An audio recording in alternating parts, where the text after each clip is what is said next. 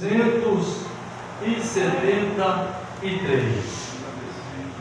Louvado seja o nome do Senhor. Nossos irmãos devem estar chegando, né? Com a mudança de horário atrapalhou muita coisa.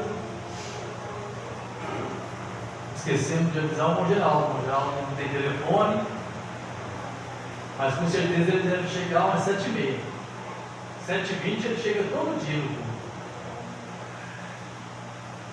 Mas nós vamos dar graças a Deus que vai dar tempo de ele ouvir a palavra de Deus. Louvado e agradecido, né? 273.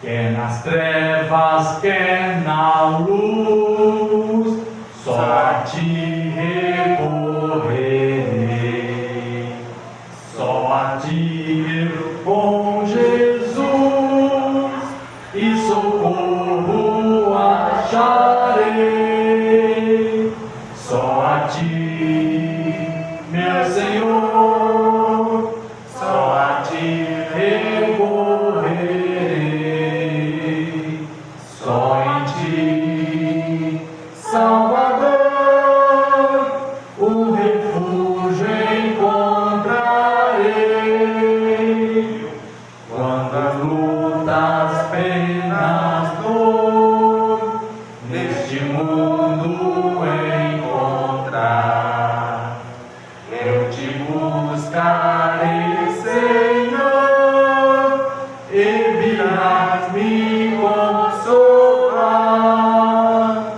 Só a ti, meu Senhor, só a ti recorrerei, só em ti, Salvador.